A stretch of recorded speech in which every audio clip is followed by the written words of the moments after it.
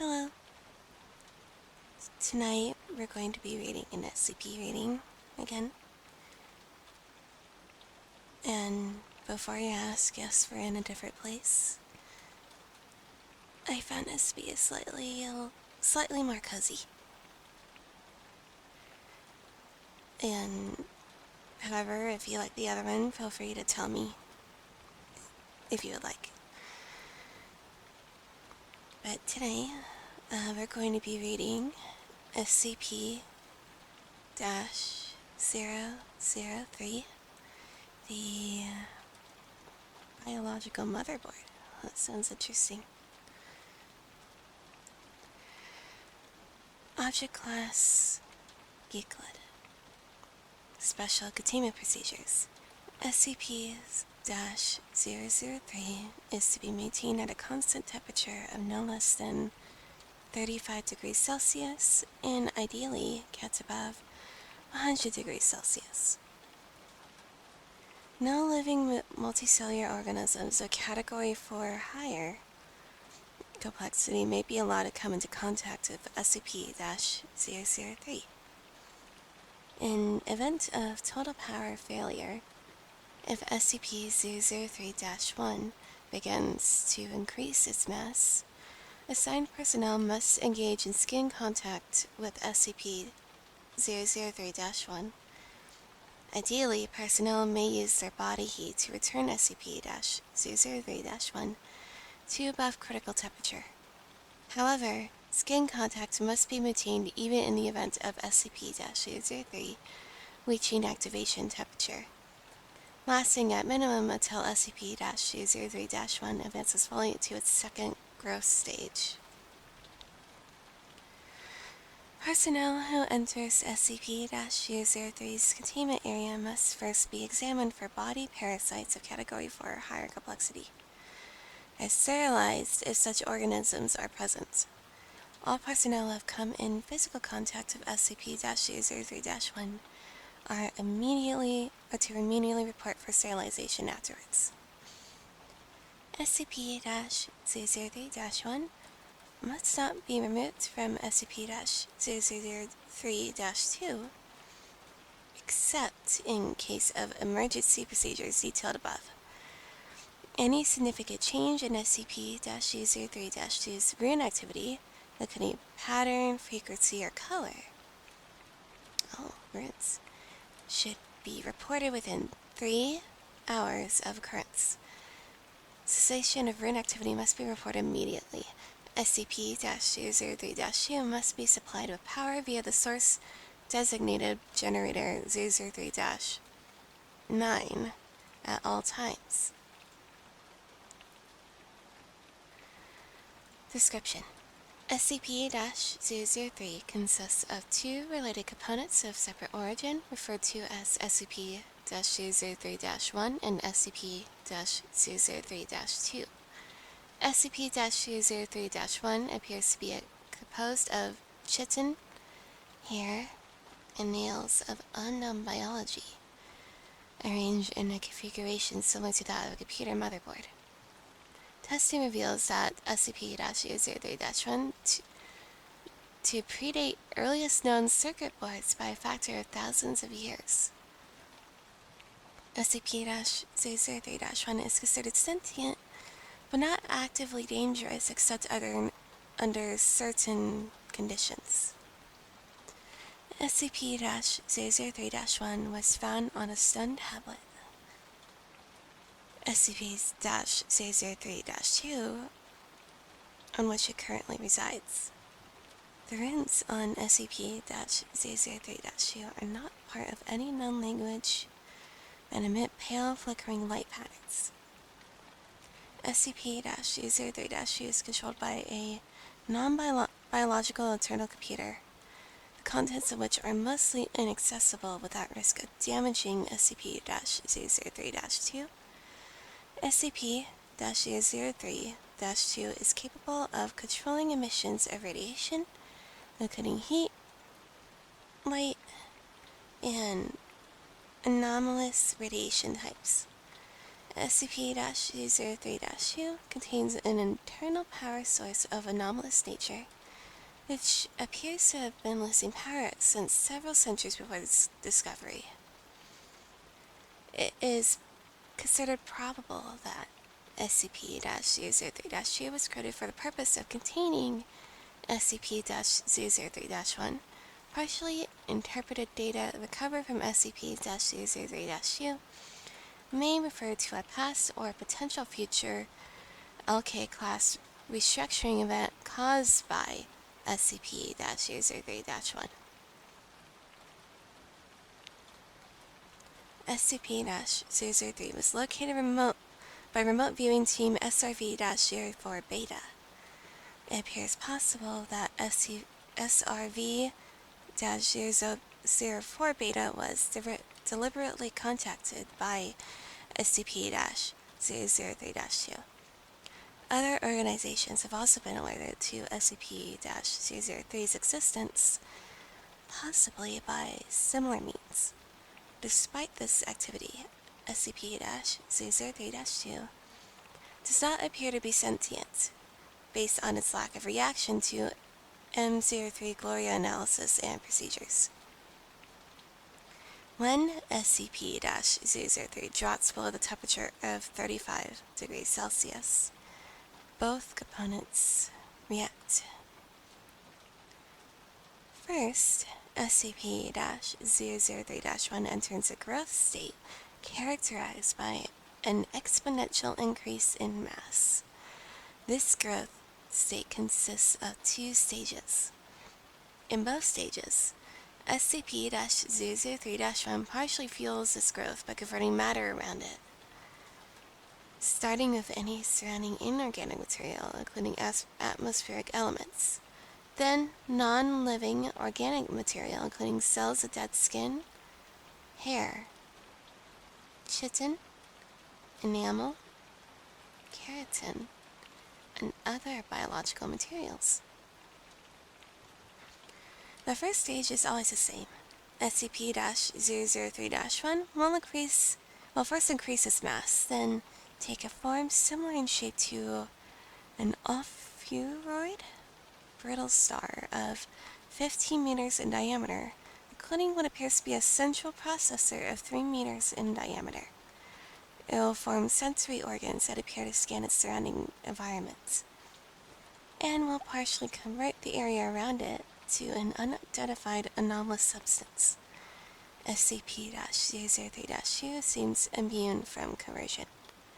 The second stage describes a growth alteration which occurs when SCP-003 comes into contact with living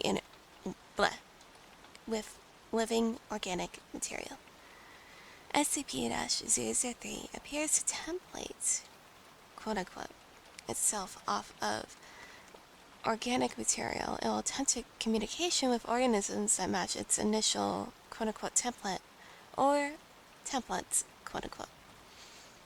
In its second stage, SCP-003-1 may pause, slow, or change its growth, and will also convert inorganic and non-living organic elements into functionally similar structures while anonymously altering their physical makeup. While growth is consistent in the first stage, the second stage, SCP-003-1's growth rate is diminished by 20 to 90%, so as long as SCP-003-1 remains in contact with living organic material. The percentage is determined by the complexity of the organisms in contact with SCP-003-1. SCP-003-1 appears to devote a large amount of processing power to analysis of living organic material. During each of SCP-003-1's growth stages, SCP-003-2 releases bursts of radiation that temporarily inhibit SCP-003-1's growth, or reverses growth when the temperature of SCP-003-1 rises above 100 degrees Celsius. Similar radiation emissions have been replicated or recorded via other anomalous means. SCP-003-1's biology has been the subject of intensive study. Significant elements have been identified similar to SCP-blank, SCP-1512, and SCP-2756. The latter two of which have no further confirmed connections of SCP-003-1 and no known connection with each other, and none of which are fully understood, technically even less understood than SCP-003, thanks to the extensive cross-disciplinary research on the SCP-003 objects. To date, no convincing analysis has been put forward which satisfactorily explains SCP-003-1's connection to these SCP objects or others, nor its connection to modern technology beyond appearance, and potential mimicry via unknown mechanism. I think here I can go ahead and show you a picture that I have that is supposed to be a close-up of SCP-003's circuitry. Sure is some sort of weird circuitry. I don't know much about computers myself, so I don't know if that looks normal, I guess?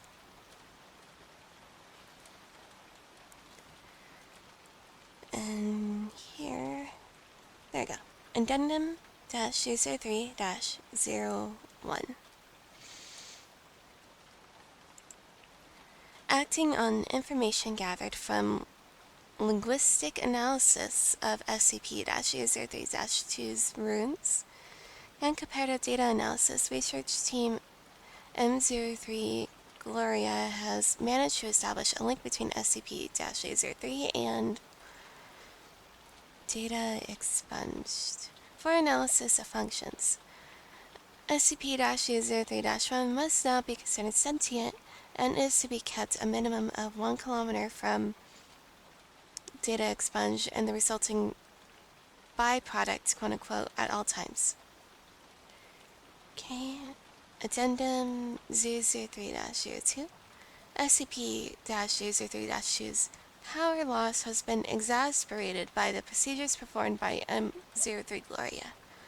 On orders of 0510, M03 Gloria will continue procedures. Addendum 003-03. During M03 Gloria procedures, SCP-003-1 doubled its mass and began rapid structural growth. Temperature was immediately returned to 100 degrees Celsius. Growth and mass increase of SCP-003-1 continued for 9 minutes and 6 seconds, at which time a sustained radiation spike was produced by SCP-003-2. In response, SCP-003-1 returned to its normal state in 3 minutes and 39 seconds. New growth dissolved into a dusty residue which was collected for analysis. Both SCP-003-1 and SCP-003-2 ceased all detectable activity. SCP-003-2 did not resume activity until connected to external power source. SCP-003-2's runes glowed uniformly gray and did not resume normal activity for 3 hours. SCP-003-2 no longer appears to be able to maintain containment area at a temperature above 35 degrees Celsius without external power supplied by generators 003-3 through 9. Addendum 003-04. The procedure detailed in Addendum 003-03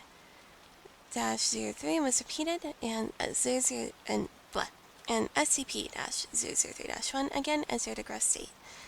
After 10 minutes and 13 seconds, SCP-003-2 once again produced a sustained radiation spike. SCP-003-1's growth stopped for 36 seconds, then resumed at its previous pace. On quadrupling its mass, SCP-003-1 formed a coherent outer shell and body after appearing to scan its environment and partially converting its environment. SCP-003-1 then breached containment, entering the observation gallery where 9 members of M03 Gloria were present, on physical contact with team members. SCP-003-1 encompassed them with rapidly grown appendages and stopped growth for 15 minutes.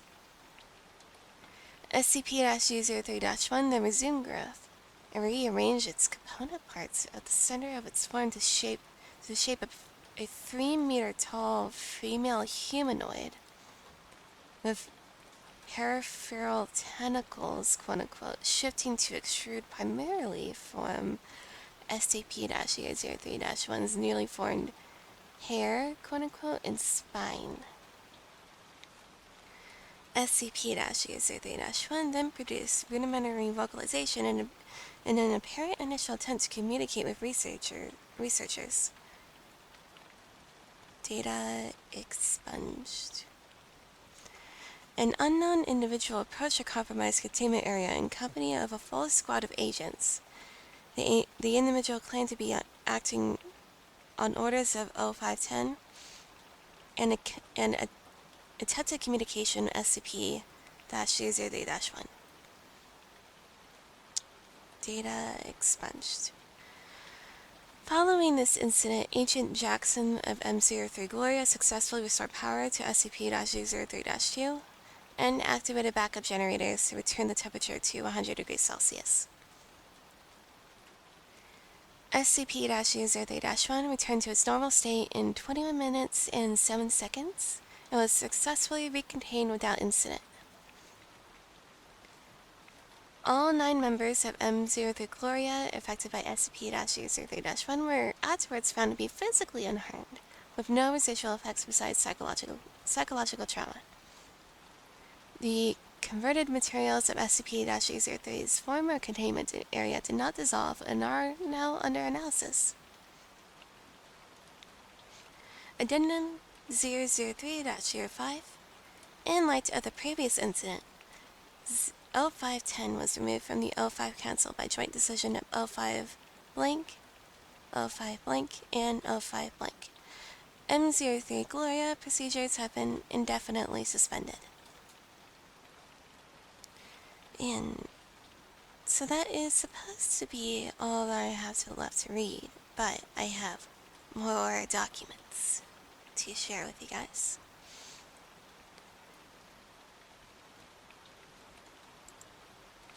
It is let me pull it up, transcript of Incident Report A21-B, Cycle 8, for dissemination to 05 Command and Staff. Don't ask where I found this. Be our little secret. Interviewers are blank, blank, and blank, as they are crossed out. Present is 052, 055, 057, 0510, and staff. Interviewed Dr. Tilda David Moose, M03 Gloria Lead. Excerpt 35A. She tried to talk to us. We all heard her voice in our heads, in a sort of half-language we couldn't fully understand. Some of the others passed out immediately. I lasted a little longer, but it wasn't because of mental fortitude. It's just that she was trying to tell us different things. She showed Jones a replay of all the memories of everything Jones ever felt anything about, all over the course of a few minutes. She ripped 3 of the researchers apart and put them back together unharmed. She didn't understand human emotion or pain, or very much about how we experience the world. Yes, I would say that the containment procedures are necessary.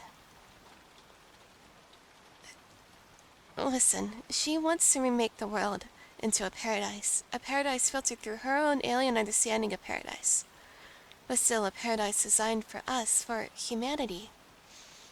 She would be happy to make a paradise for any sufficiently complex organism she comes across first. Anything with a complex enough mind to accept her. Say, a dog or a housefly. If she breaches again, we have to be there first. What was it like? I don't know. She showed us images. Not quite images. I see them in my head. But they're not pictures. The closest thing I can think of is what you see when you close your eyes suddenly and tightly, but brighter and more complex. The images have metallic sounds associated with them, and sensory details that we don't have the words or concepts to describe. The whole effect felt like words of some kind. I believe she wanted to see what we could understand, so she could understand us. She didn't have time to finish analyzing us. I don't know what would have happened if she had. And that's the only excerpt that I have, but it's something. I think if I had to give that SCP a rating from 0 to 10, I actually quite enjoyed reading that. I think I'll give it a 7. I find it very, very interesting. And not just because the SCP turned into a hot tentacle mommy lady.